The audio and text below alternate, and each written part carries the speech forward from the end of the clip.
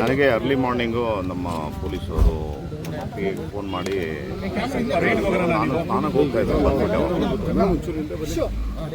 Madam ಅವರು ನಾವು ಒಂದೇ ಏರಿಯಾ ಆಗಿರೋದ್ರಿಂದ ಅಕ್ಕಪಕ್ಕ ರಸ್ತೆ ಆಗಿರೋದ್ರಿಂದ ಒಂಥರ ತಾಯಿ ಥರ ಅವರು ನನಗೆ.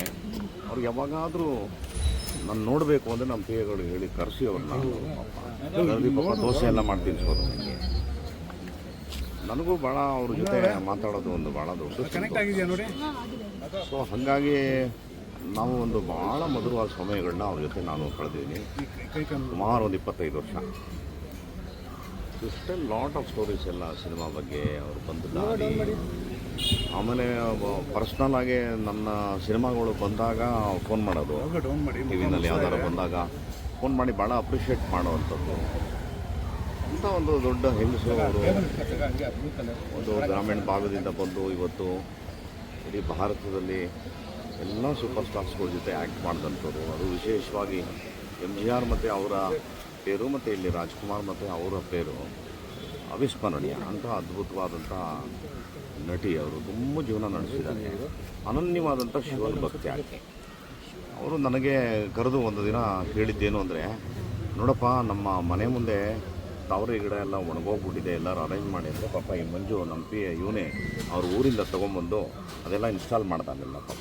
ಅವ್ರಿಗೆ ಆ ತಾವರೆ ಹೂವು, ಶಿವ ಅದು ಅಷ್ಟಿಷ್ಟ. ನೋಡಿ ಅದು ಕಾಗ್ತಾಳೇನೋ ಏನೋ ಇವತ್ತು ಸೋಮವಾರ ಪ್ರಶಾಂತವಾದಂಥ ಒಂದು ನಿರ್ಗಮನ ಅವರಿಂದ ಆಯಿತು. ನನ್ನ ಪ್ರಕಾರ ಭಾಳ ಶ್ರೇಷ್ಠವಾದ ತಲೆಗಳು ಇವರೆಲ್ಲ. ದೊಡ್ಡ ಲಾಸ್. ಭಾರತ ಚಿತ್ರರಂಗದ ಮೊದಲ ಲೇಡಿ ಸೂಪರ್ ಸ್ಟಾರ್ ಸರ್. ಹೌದು. ಅವರ ಬಾಯಲ್ಲಿ ನಾನು ಕೇಳಿದ್ದ ಕಥೆ ಏನು ಅಂದರೆ, ಅಲ್ಲಮ್ಮ ನಿನ್ನೆ ಯಂಗಮಾನೆ ಹ್ಯಾಂಡ್ಲ್ ಮಾಡ್ತಿದ್ದೆ ಅಷ್ಟೊಂದು ಪಿಕ್ಚರು ಅಂದರೆ, ನೋಡಪ್ಪ ಬೆಳಗ್ಗೆ 9 ಗಂಟೆಯಿಂದ 1 ಗಂಟೆವರೆಗೂ ಒಂದು ಚಿತ್ರ, ಆಮೇಲೆ ಒಂದು ಸಣ್ಣ ಬ್ರೇಕು, 2ರಿಂದ 6, ಆಮೇಲೆ ತಿರ್ಗಾ ಒಂದು 7ರಿಂದ 12. ಪಾಪ ನಮ್ಮ ತಾಯಿಯವರು ನನಗೆ ಬೆಳಗ್ಗೆ ಸ್ನಾನ ಮಾಡಿಸಿ ಹೇರೆಲ್ಲ ಪಾಪ ಅದೇನೋ ಇದೆಲ್ಲ ಹಾಕಿ ಹೊಗೆ ಎಲ್ಲ ಹಾಕಿ ಪಾಪ ಡ್ರೈ ಮಾಡಿ ನನ್ನ ನಿದ್ರೆ ಬರ್ದೇ ಇರೋ ಥರ ಪಾಪ ಅವ್ರಿಗೆ ಶಿವಷ್ಟೇ ಹೆಲ್ಪ್. ನಮ್ಮ ತಾಯಿ ರುದ್ರಮ್ಮನವರು ಅವ್ರ ತಾಯಿ ಆ ಥರ ಹೆಲ್ಪ್ ಮಾಡೋರು. ಆಮೇಲೆ ನಾನೆಲ್ಲರೂ ಸ್ವಲ್ಪ ಟಯರ್ಡ್ ಆಗಿದ್ದೀನಿ ಅಂತ ಏನೋ ಅನಿಸ್ಬಿಟ್ರೆ, ಶಿವಾಜಿ ಗಣೇಶನೆಲ್ಲ ಸರೋಜ ರೆಸ್ಟ್ ತಗೋ, ಒಂದು 10 ನಿಮಿಷ ಪರವಾಗಿಲ್ಲ ರೆಸ್ಟ್ ತಗೋ, ಆಮೇಲೆ ಮಾಡೋ ನೀನು ಆ್ಯಕ್ಟಿಂಗೆಲ್ಲ ಅಂತ ಹೇಳಿ ಅಷ್ಟು ಕೋಪ್ರೇಟ್ ಮಾಡೋರಂತೆ ಒಬ್ಬೊಬ್ಬರು ಆರ್ಟಿಸ್ಟು. ಅವ್ರನ್ನ ಏನೋ ಒಂದು ರೀತಿ ಅವ್ರ ಮನೆ ಮಗಳ ಥರ. ನೋಡಿ ತಮಿಳ್ನಾಡಲ್ಲಿ ಇವತ್ತೂ ಕೂಡ ಒಂದು ತುಂಬ ಏನಾದರೂ ಸ್ವಲ್ಪ ವಯ್ಯಾರದಲ್ಲಿ ನೋಡಿದ್ರೆ ಅದಕ್ಕೆ ಇನ್ನೊಂದು ಹೆಸರು ಇಡ್ತಾರೆ, ಏನು ಸರೋಜಾದೇವಿ ಥರ ನಡೀತೀಯ ನೀನು ಅಂತ ಹೇಳುವಂಥದ್ದು. ಇದು ಅಂಥಂಥ ಅದ್ಭುತ.